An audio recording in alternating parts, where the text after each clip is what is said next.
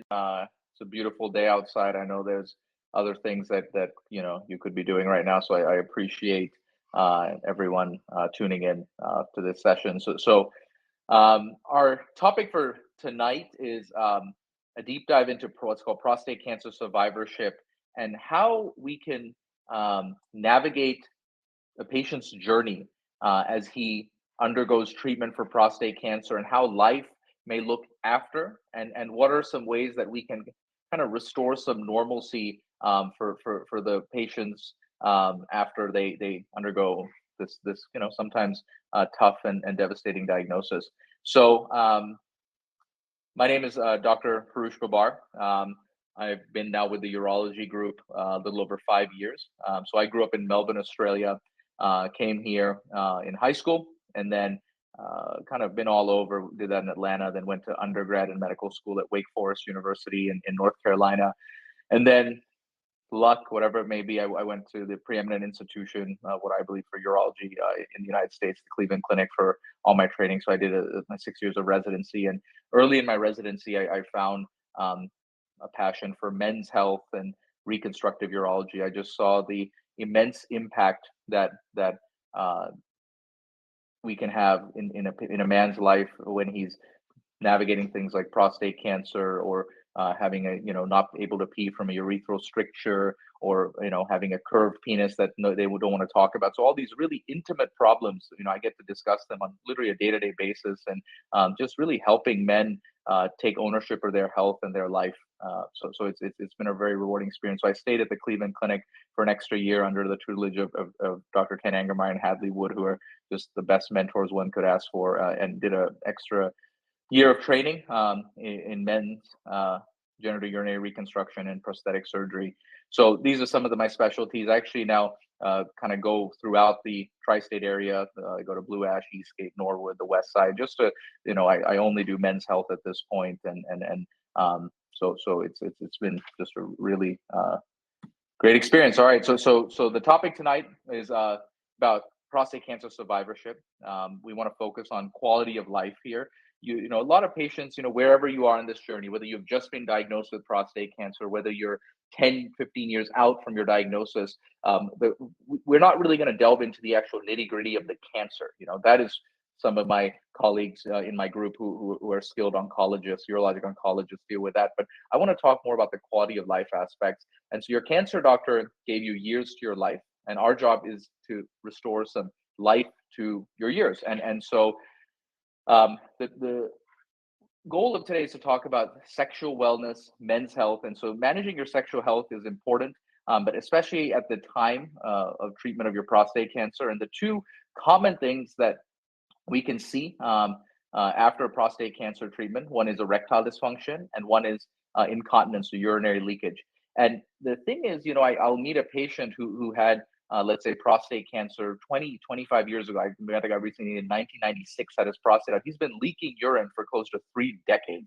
And those are the sad stories that people put up with this. And in 2025, there's no reason with where medical care is today that we should accept that patients have to live in diapers, that patients who want to be sexually active are not. And so this is where we want to spread the word far and wide, and that we can treat these, and we will meet the patient wherever they're at in their journey, and find an individualized treatment plan for them. So the first thing I want to talk about is erectile dysfunction. So estimates are that 45 to 55% of men after prostate cancer treatment could have some degree of erectile dysfunction. And I think the thing that I found is a very important factor is what is the degree of erectile quality going into your prostate cancer treatment, right? So if a guy is a severe diabetic, he's had a kidney transplant, and he's has HIV, and then he gets prostate cancer, he's getting his prostate removed. If he hasn't had an erection in 10 years, you're not gonna think that after having your prostate removed, your erections are gonna get better, right? So the best you can be is whatever baseline you have going in. So that's one important thing that we deal with. But what we know just in general for erectile dysfunction, 1 in 5 American men over the age of 20 will experience ED in their lifetime. 50% of men over the age of 50, 60% over 60, 70% over 70. So essentially that is like a good ballpark. So it's exceedingly common. It's just something that, men don't like to talk about. And I get it.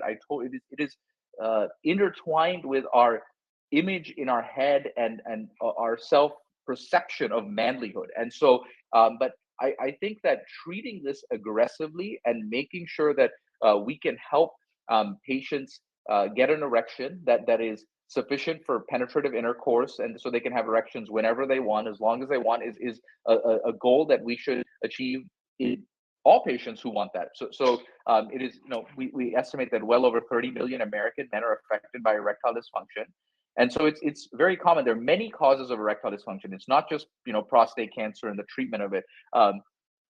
Medications, some prostate cancer medications that will cut off testosterone levels for patients with metastatic prostate cancer can do it. Some antidepressant medicines, some blood pressure medicines, pelvic surgery, not so prostatectomy being one of them, colon cancer surgery, rectal surgery that could be implicated. Low testosterone is absolutely implicated in aspects of erectile dysfunction. Radiation therapy, so that's another very common modality that is used to treat prostate cancer. That it can cause erectile dysfunction a little later. The patients who have prostate cancer surgery, they see it right away, but then they kind of seem to get, over time, they may restore some of their erectile function. Radiated patients at first don't see it, and then about 2 to 3 years out, they can start noticing a decline in erectile quality. Depression, anxiety, psychogenic erectile dysfunction is a huge cause of ED, especially in younger patients, let's say under the age of 40, who come in with erectile dysfunction. Many times there's a lot of stressors in life.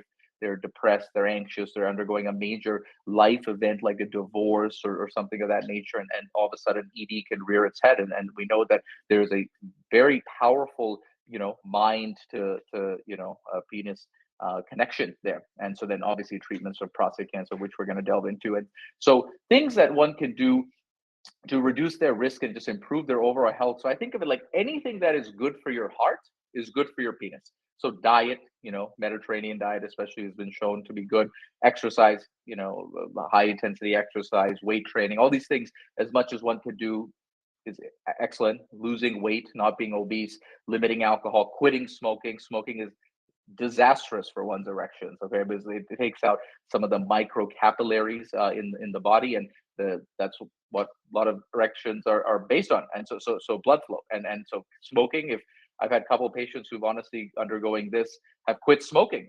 That's the best thing they can do for their overall health. And sometimes telling a patient, hey, that your smoking is killing your erections, that's sometimes the straw they need to quit, which is, hey, that's great.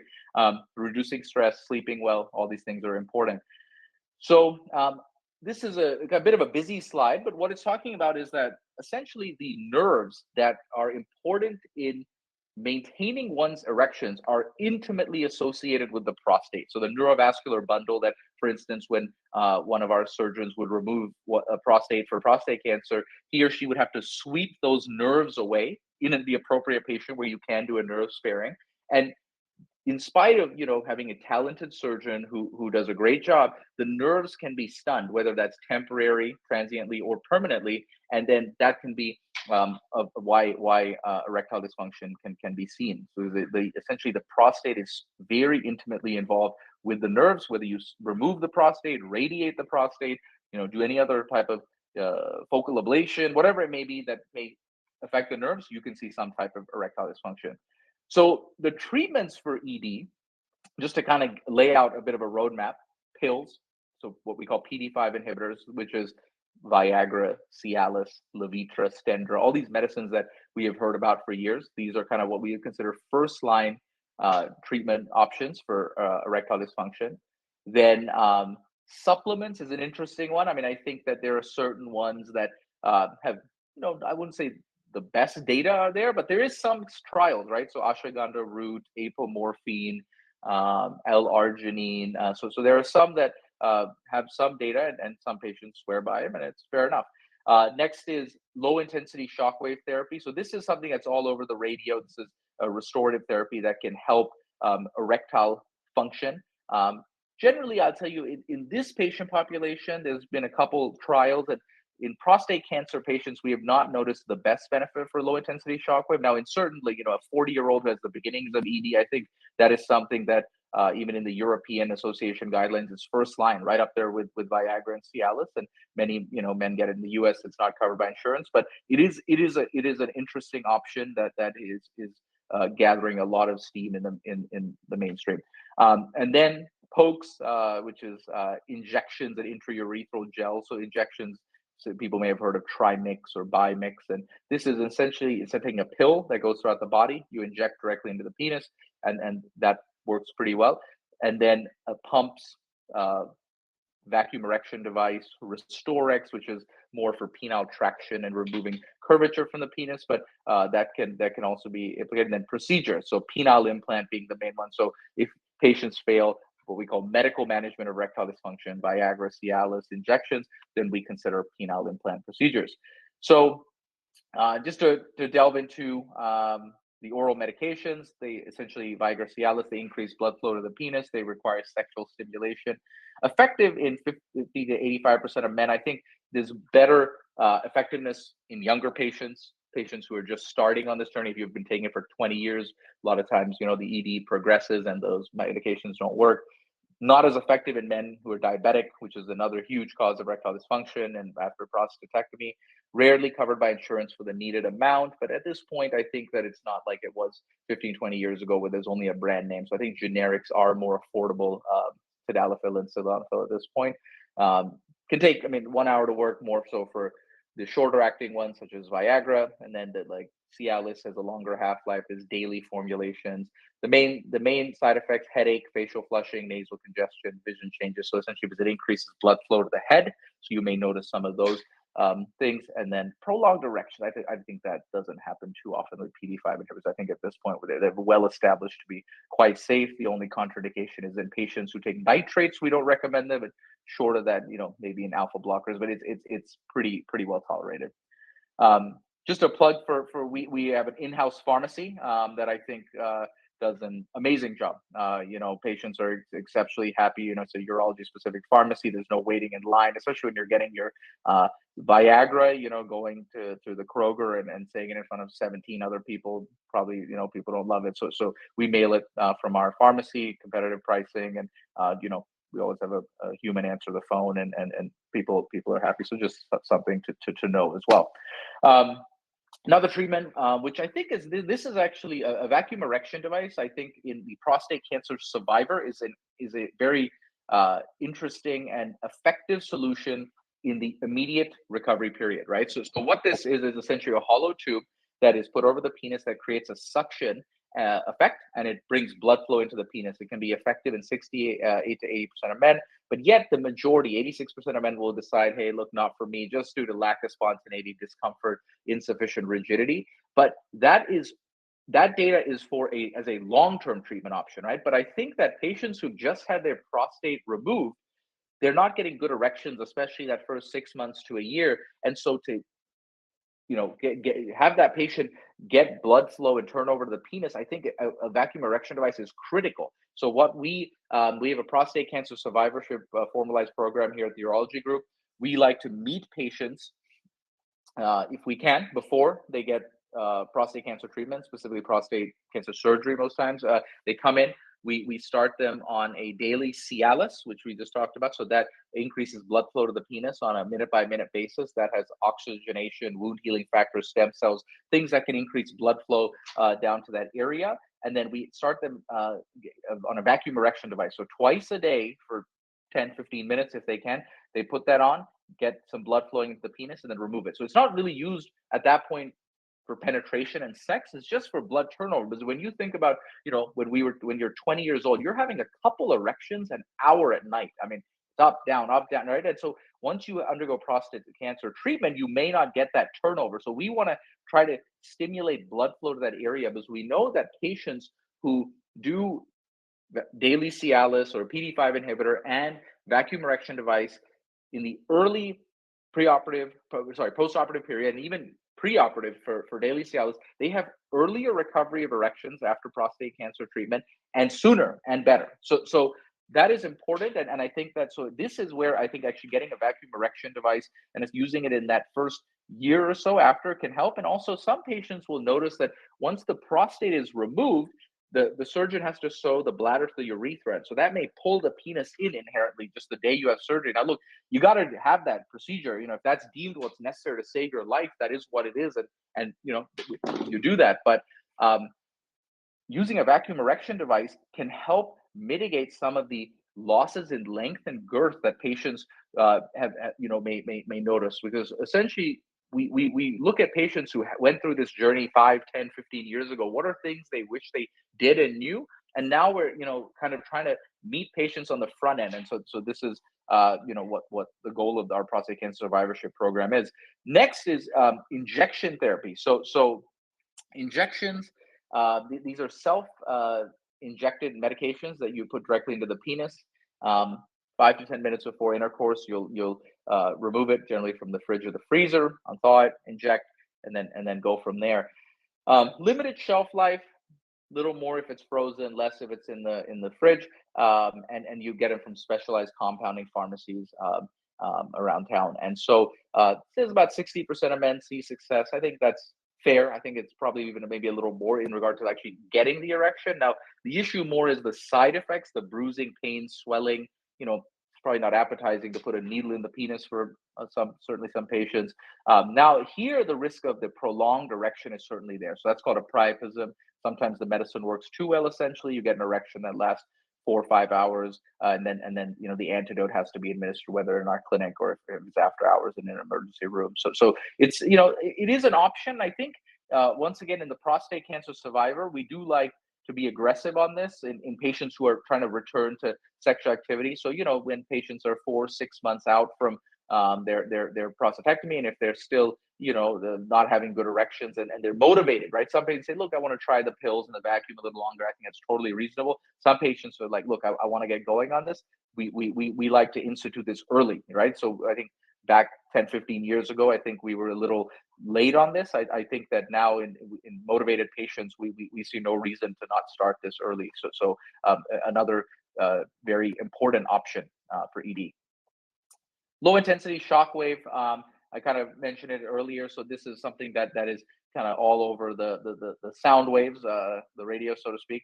So this is a restorative therapy that essentially creates micro trauma in the inner lining of the penis called the tunica, and then that can stimulate some wound healing factors, stem cells, things of that nature that can help with erectile function. So the randomized clinical trials show there's something called an IIEF, so that's an erectile function score, a questionnaire that we can give patients. That's based on a 25-point scale. So it gives a 2 to 4 point increase, right? So it's a very modest increase. I'm not, I think that the radio will sometimes act like this is the answer to everything. But I as a board certified urologist, I want to stand short on saying that, just because I don't want to overpromise a patient, especially when in the U.S. this is not covered by insurance, right? So this is an out-of-pocket cost, and so the thing that I can say for that claim that this will get your erections back, no doubt, penile implant, right? I can have a guy with an IEF score of a 0, and I can get him to a 25, right, with a 40-minute operation. That we can claim, but this. Maybe there's a modest increase in certain patients. On prostate cancer patients, like I said, 4 clinical trials have been done. 3 showed really no benefit. 1 was a maybe. So once in a while I have a patient who wants to do this preoperatively, postoperatively, and that's fine. I don't think the really good thing, all the trials show there is no negative to this. This will not cause bruising, pain, any irreversible problems. So the side effect is really the cost on this, but it is something that we offer at our men's health center, and it's certainly available.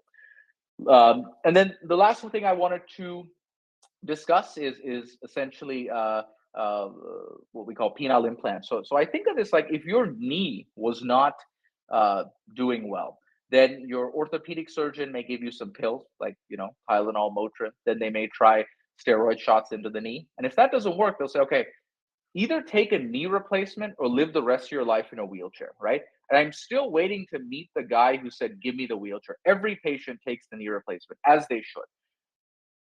Penile implant surgery takes half as long in the operating room, with half the risks many times as knee replacement operations. And I just think that, being the penis, people are like, I don't want to mess with it, but it's I think of it very similar, especially when done by a high volume prosthetic urologist. This is a very safe and efficacious surgery. So essentially, there is a pump in the scrotum, two cylinders in the erection chambers of the penis, and a reservoir deep in the abdomen. So the key is it's fully internal. If you're in a locker room naked, no one knows you have it. Safe in airport metal detector, safe in an MRI. So when you want to have sex, you grab the pump, give it a couple squeezes. It goes from not hard to hard. You have sex whenever you want, as long as you want. And then when you're done, you press the deflation button and it goes down. That's it. So it doesn't change orgasm, ejaculation, sensation, whatever those are going into the procedure, it stays the same. But it just, allows a guy to rely on his body once again.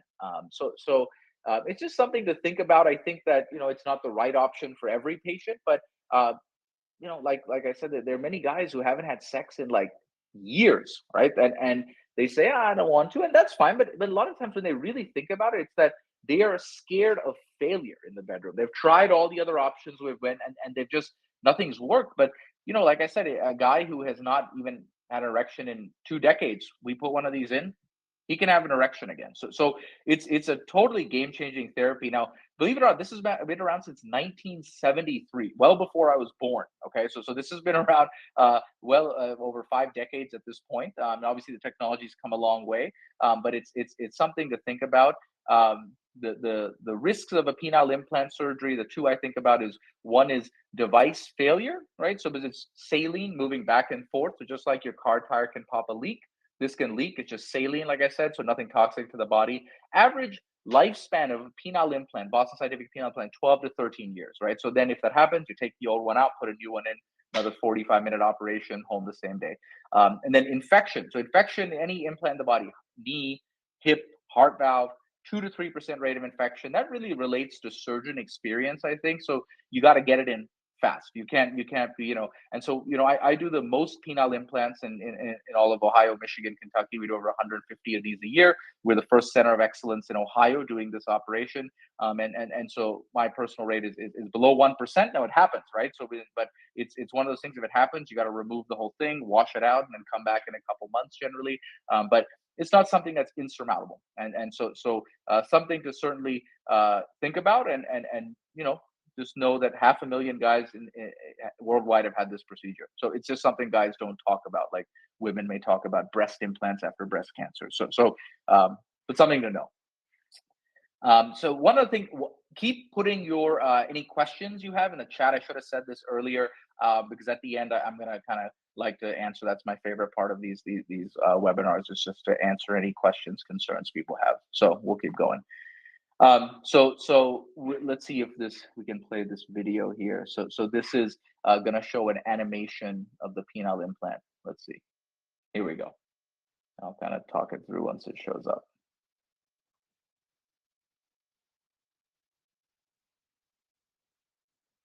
All right. So the key first thing you're noticing, it's fully internal, right? So you can't see it. Now they give kind of the X-ray view. So this patient starts pumping it. It goes from not hard to hard. It's pulling the fluid from that reservoir that's deep in the abdomen, gives you an erection. Have sex whenever you want, as long as you want. And then when you're done, there's that little deflation button just on the front of that pump. You press it and it goes down. So, I tell guys, even if you're not trying to have sex every day or even every week, just knowing you can have sex changes a guy's mentality, right? That knowing that I can perform in the bedroom. Remember how you were when you were 20. Like, you can guys tell me they feel like that again, that, I can do it if I need to. And that changes the way a guy carries himself. And so I think it's something to certainly think about. So, and then other things that, given that we are a center of excellence doing this procedure, we like, we're pushing the envelope, especially in prostate cancer survivors, things that we think about may help in very specialized cases. So one thing that I'm a big fan of, the middle thing I'll talk about, mini Jupet sling. So in patients who have this complaint that when I'm having sex, I leak urine. So this can be seen after prostate cancer surgery, and no partner loves that, and the patient is kind of embarrassing. So at the time of the penile implant surgery, we can actually sew in this small, 2 by 4 centimeter sling And that essentially, when you pump up the implant, it pulls tight on the urethra. That patient won't leak anymore during sex. I mean, it could, it be a very restorative therapy in that patient population.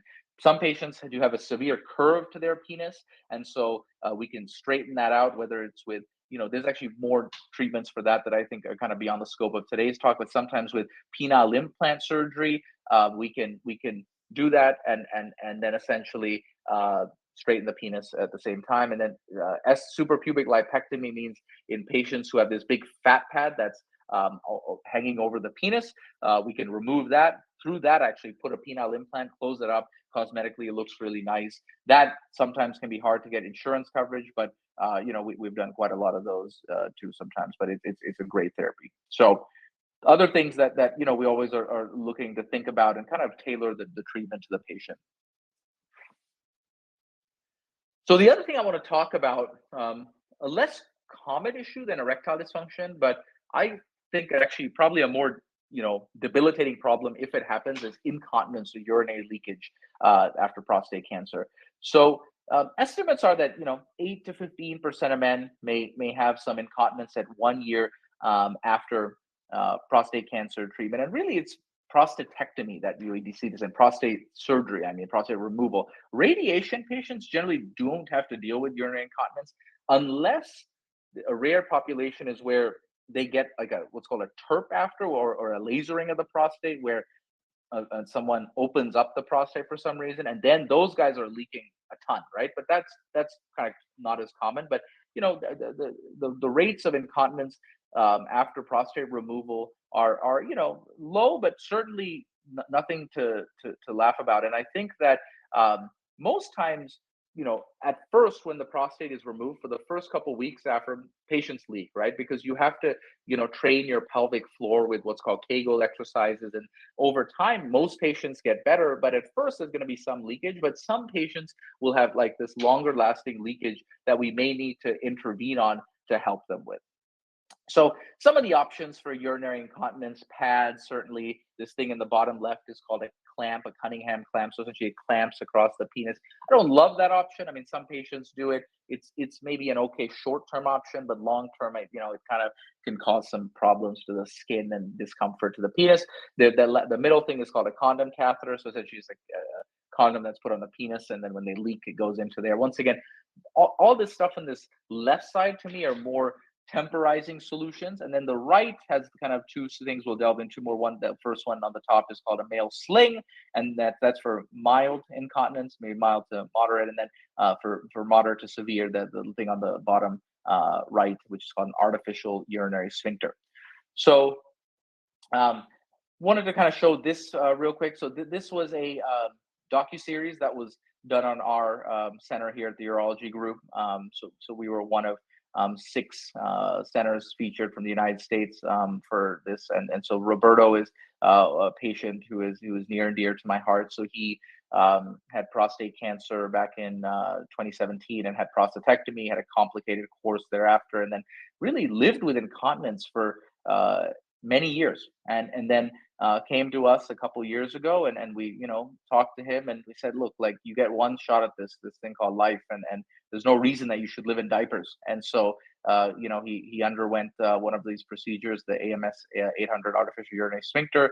He's dry now, and then now that he got dry, he said, okay, well, maybe now I can think about having sex, right? And so we tried, and then in the end, he got a penile implant, so he's good there. And now we've started him on testosterone supplementation. And he is a different guy than when I met him many years ago. So I think we're going to just show a little snippet, but I encourage everyone to. Roberto is an amazing individual.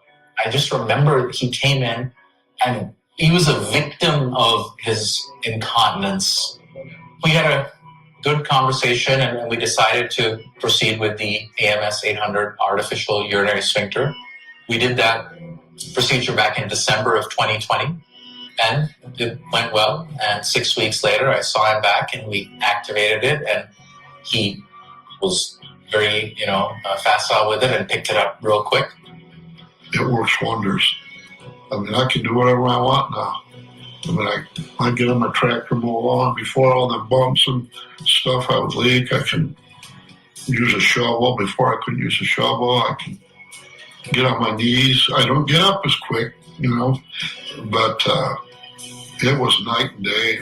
He now could rely on his body again. And now that he was dry, wearing no pads, he was ready to address the other problems in his life, namely his erectile dysfunction, his low libido, fatigue, weight gain, loss of muscle mass. And we worked on all of this together as a holistic package, and it's been transformative for him. I haven't felt this good in a long, long time. I mean, I'm out gardening now and, doing the things that I like to do. I love to cook and grill, and it's like I don't have to worry about, being incontinent, because I'm not. Dr. Babar changed that. Yeah, that's awesome. This is why we do it. This is why I love what I do. I love my job. So I recommend everyone should check that out. It's good stuff, because I think Roberto can talk to what the patient experience is. I can give you my experience as the surgeon, but I think there's a lot more that can be gained from someone who's maybe kind of walked the road that one of you may embark on. So incontinence, essentially, we know what this means. It's leakage of urine. Essentially, I think there's two types of leakage. There's stress incontinence, when you cough, sneeze, bear down, you leak. The other one is called urge incontinence, where you can't make it to the bathroom in time. The patients who have prostate cancer surgery removal generally deal with stress incontinence, where they cough, sneeze, they leak because that main sphincter in the prostate is gone. Patients who've had radiation down the line may actually deal with the other type of incontinence, urge incontinence, where they can't make it to the bathroom in time, but sometimes they scatter from that radiation to the bladder, and the bladder gets unstable and it kind of quivers or it spasms, and boom, they'll pee themselves. And so that's a whole different treatment algorithm. We start with medications for those patients. If that doesn't work, you can do bladder Botox or a bladder pacemaker for the radiated patients. But sometimes the combo, some patients will have surgery, remove the prostate, then get radiation because their prostate cancer recurred, and they may have both what's called mixed incontinence. So we kind of delve into that. It's a bit nuanced, but essentially the take home is we can get you dry, and that's our job as reconstructive urologists to help with that. So the way this works, the bladder will store urine. The urine exits via the urethra. Sphincter muscle surrounds the urethra, and then the muscle contraction of the sphincter keeps the urine in the bladder. But then when you don't have your prostate, all bets are off in that 8 to 15% of patients. So these are other things that can cause bladder control problems: medication, alcohol, caffeine. I mean, that can cause more overactivity of the bladder. Many times Parkinson's disease, MS, stroke, ALS, so neurological diagnoses, surgery in the pelvic region, prostatectomy, UTIs. And so 50% of men will report leakage immediately after surgery for prostate cancer. I think that number is probably even higher than that, to be honest with you. I think that there's going to be some transient leakage just for the first couple of weeks. So I tell guys when we meet for our prostate cancer survivorship prehab meetings, have some pads ready to go. And don't be alarmed if you do leak, but then 9 to 16%, 8 to 15, whatever you look at, may have persistent post-prostatectomy. It's a mouthful. Incontinence 1 year after treatment. And so the options that we consider, right? So, like I said, the things like pads and clamps and condom catheters, those are temporizing measures. I'm talking about solutions here, right? And so in a patient who may be, a year out, who's still leaking a mild amount, so I'd say 1 to 3 pads a day, who has not had radiation, I think it matters in this patient population, we may consider something called a male sling, an advanced XP male sling. So essentially think of it like a hammock that sits under the urethra and kind of tensions it up. And that can really help decrease that patient's leakage. There's no pump with that one. It just, as soon as the surgery is done, we leave a catheter in for a couple of days. Once we remove it, they'll notice that benefit pretty soon after. And I think in well-selected patients, it's a great therapy. I'm a big fan, but I think that the indication is a bit narrow. I think you want to select your patients well. I think that's the key, because I get many referrals where someone's leaking 10 pads a day and they put a sling in. I probably wouldn't have done that, because okay, you got that guy down to 8 pads. 8 pads is still very debilitating. So we would probably just opt for the sphincter first. So like I said, acts like a hammock, repositions the urethra, and then can restore bladder control. Next treatment option called an artificial urinary sphincter, AMS 800. So this came about in the late early 80s, I'm sorry. And so this essentially, there's a three-piece device. There's a cuff that sits around the urethra. It's closed at baseline. And when a guy needs to pee, he'll press the pump that's in the scrotum, and then that will open 45 to 60 seconds, pee, and then on its own, it closes back down. And that pressure regulating balloon that's deep in the abdomen kind of controls the pressure to open and close that cuff. And essentially, once again, it's fully internal. If you're in a locker room naked, no one knows you have it. Safe for an airport metal detector, safe for MRI. And so the thing with continence is you do not know how important continence is until you lose it. And so this is debilitating in patients who have it. And this is the thing that I really, my favorite surgery, bar none, is this one, because the guy who comes in leaking 10 pads a day and just he's a victim of this, and his whole life is based on pads. Where's the nearest restroom? He can't go swimming. He can't, his grandkids say he smells. I mean, he gets infections in the scrotal area and the penis because of all the urine that sits there. This is a totally, it's a 45-minute operation. You go home the same day, no catheter, no drain. We turn it on 6 weeks later. That you're done. And then other parts of life open up, kind of like with Roberto. Then you can say, okay, maybe I want to have sex again. Because if you're leaking 10 pads a day, you're not having sex. There's no way you're going to do that. So then you consider, do we need to do pills, injections, penile implant? Okay. Then, if you're far enough out from prostate cancer and we know that there's no recurrence or anything of that nature, we'll consider testosterone replacement potentially in well-selected patients, just to get their sex drive back. And that's kind of the whole package to kind of live one's life to the best that it can be. And so that's our goal. And so we're going to play a video now of kind of how that AUS works, artificial urinary sphincter.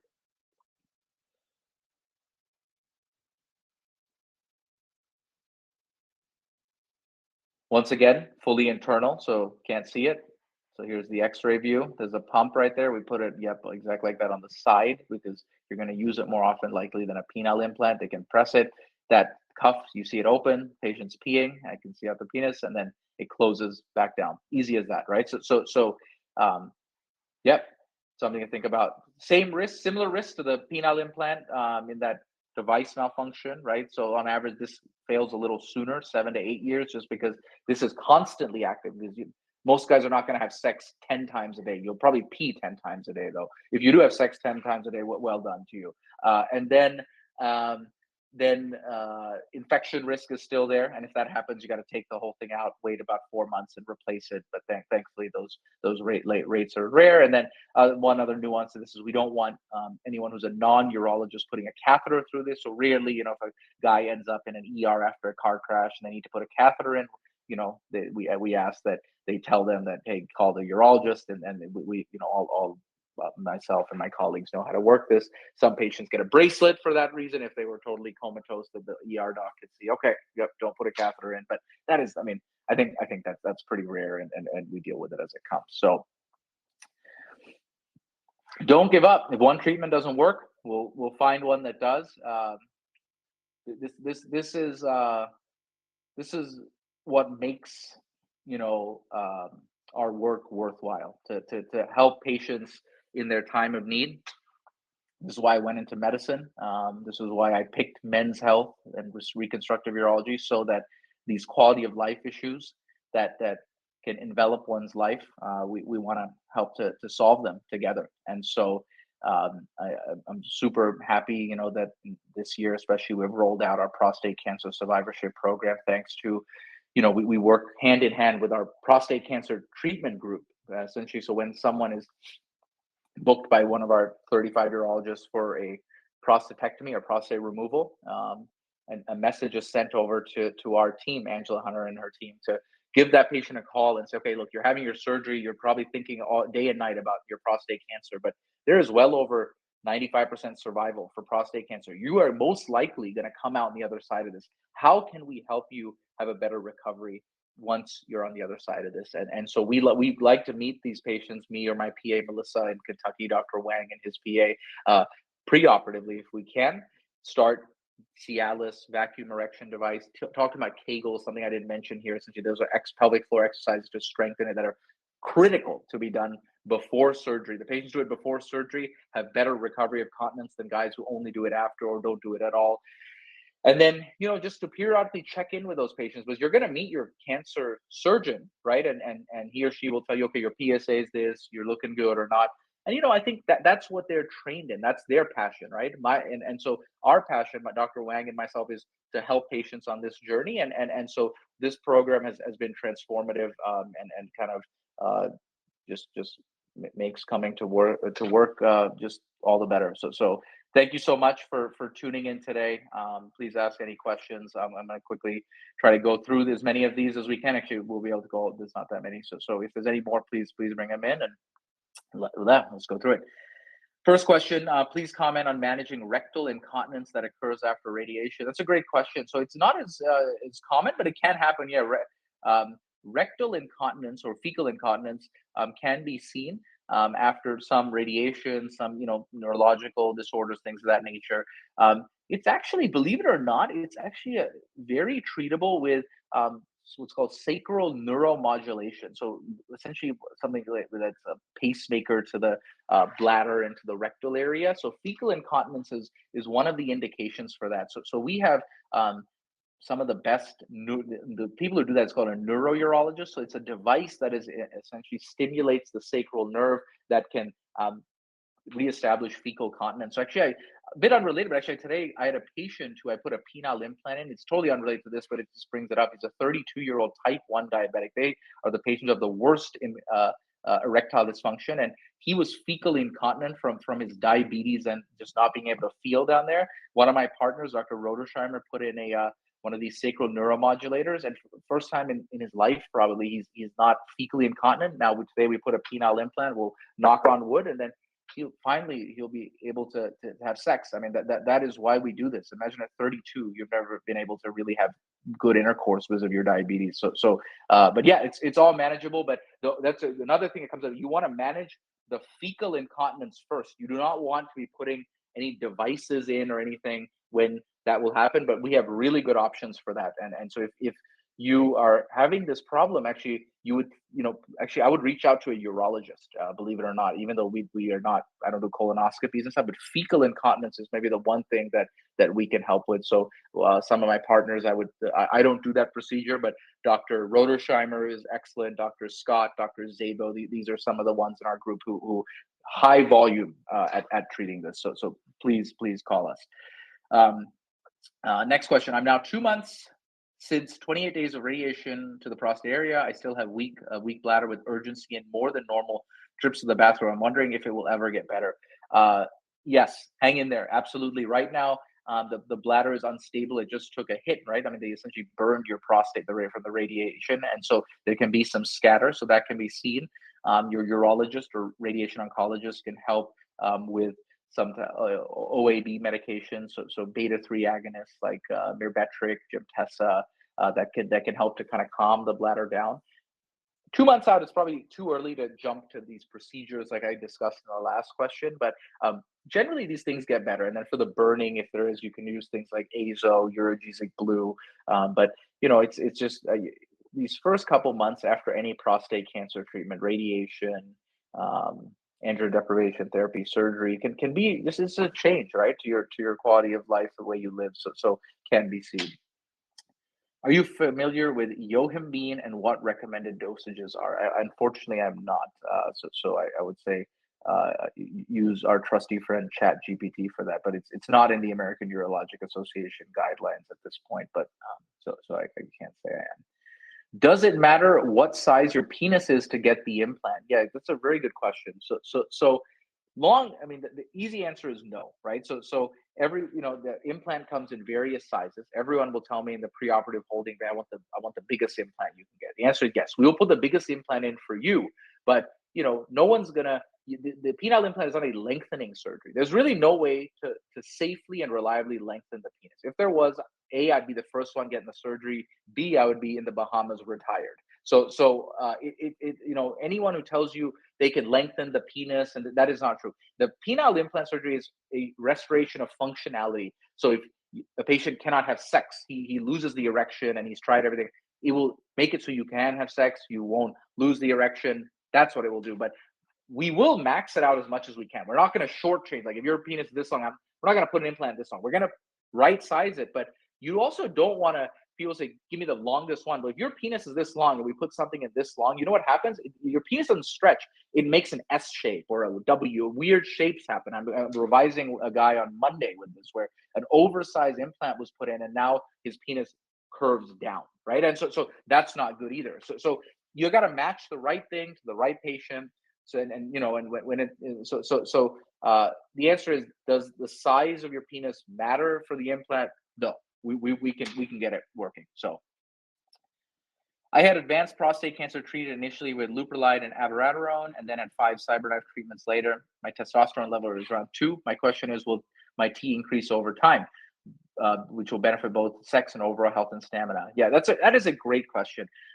So when I hear that you kind of had leuprolide and abiraterone, there may have been some kind of locally advanced or metastatic prostate cancer at play there, and so they have to make you castrate to kind of control the tumor cells. So that's kind of give a basis maybe to the rest of the audience. And so yes, the testosterone level comes down proportionally a lot of times with the PSA level. And so over time, once you are off these medications, yes, the testosterone a lot of times will bounce back, and then they're going to keep a close eye on your PSA that it doesn't, start rising. And as long as it doesn't, yes, a lot of times patients will feel a lot of symptomatic relief with sex drive, especially because when your T is 2, in single digits, I mean, you're going to have no sex drive, generally speaking.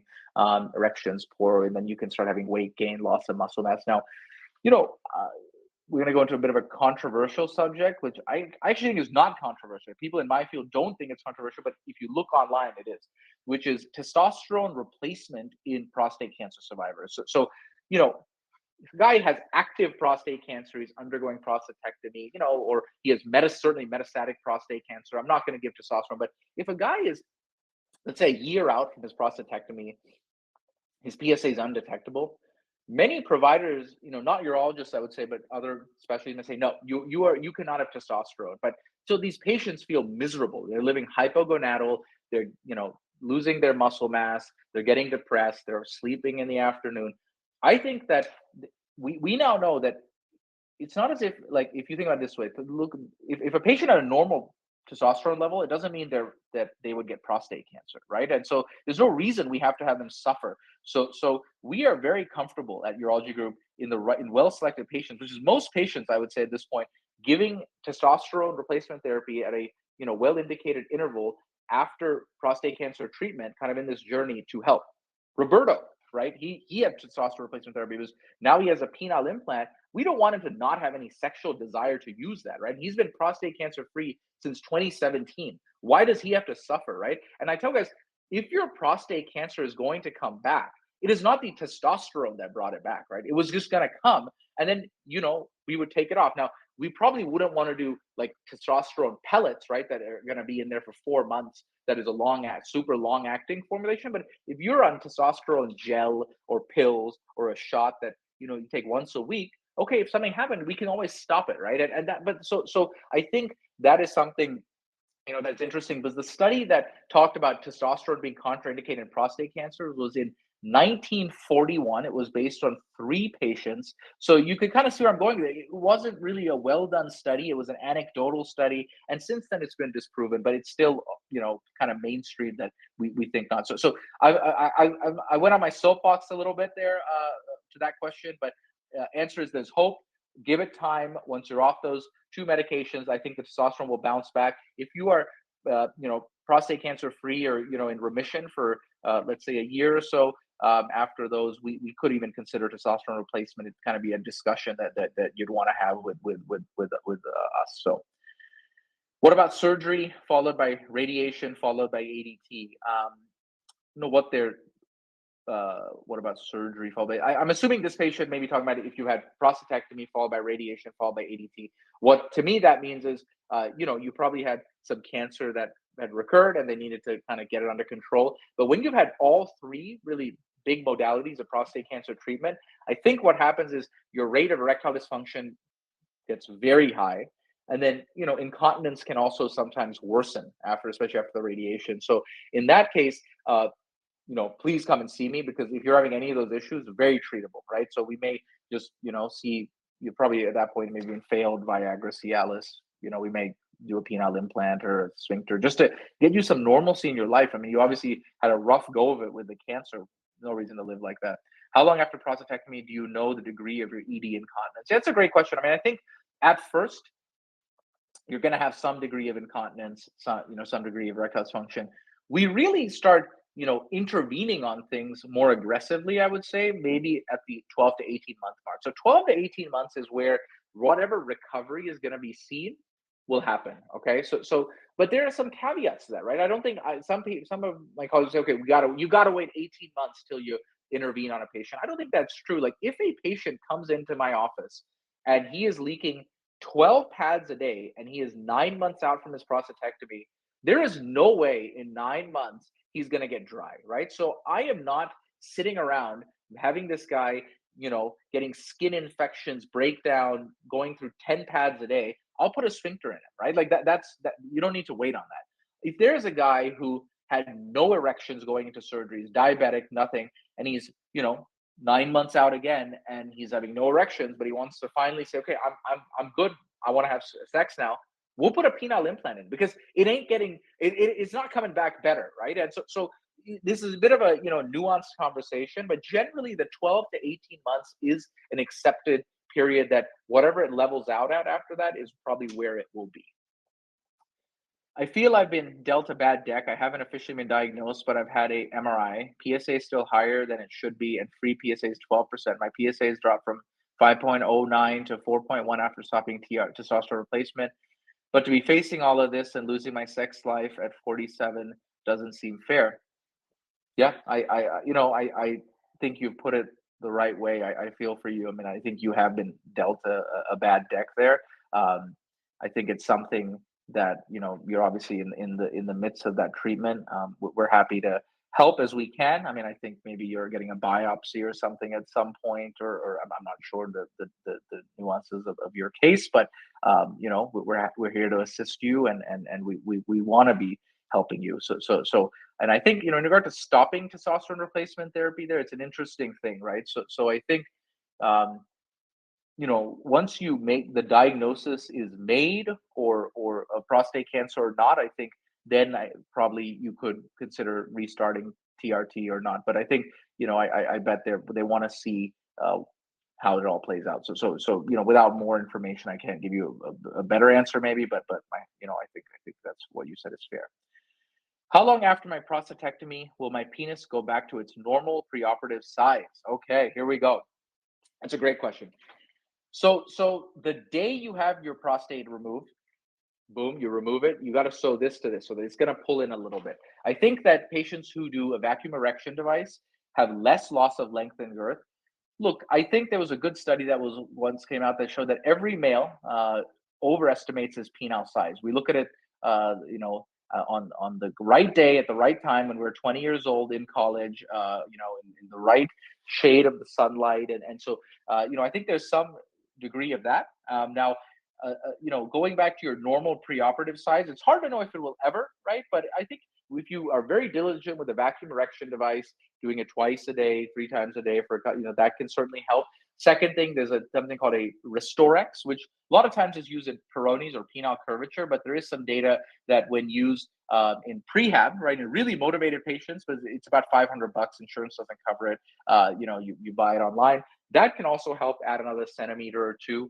But whether it gets back to your normal size, that's always hard to say. But I think that what I tell guys is the size is one thing, but if it's not functional, like what good is that? You have a 12-inch penis that is totally limp. What good is that? You know what I mean? So I don't know. I mean, I think that that's a good question, and it's a nuanced question, but I think that a lot of the pre-prostatectomy prehab stuff we do helps kind of maintain or at least mitigate the loss of length and girth that some patients do articulate, which I think is a real thing. I don't want to downplay that. So is Gemtesa a temporary solution or long-term? Depends. I think it can be both. I think that Gemtesa, just to update the audience, it's a beta-3 agonist. It's an overactive bladder medication, probably in patients who've had radiation and are having urge incontinence we use. Sometimes it can be temporary, in the immediate time after radiation. If things get better, patients go off it. Some patients use it long term. There are many women who have overactive bladder that you may know in your life who use it, and I think it's a very well tolerated medicine, very minimal side effects, works great. There's a lot of risk if it works or doesn't work. You also lose length in your penis after the prostatectomy. That's possible. I mean, this is a comment from one of the people. Does the urology group do transperineal biopsy? I think that's beyond the scope of this. I think yes. The answer is yes to this. Certain practitioners who do prostate cancer treatment, I think do. But I think that what is the length of time for ADT? I think that depends on whether it's intermediate risk cancer or high risk cancer. It can be anywhere from 6 months, 2 years, sometimes, so I think that's your oncologist goes through that. So that's where we stand with the questions for tonight. Thank you so much for tuning in. I appreciate everyone's time, and please do come in and see me. If anything here resonates with you, don't live suffering in silence. Yeah, have a good night, guys. Thank you so much.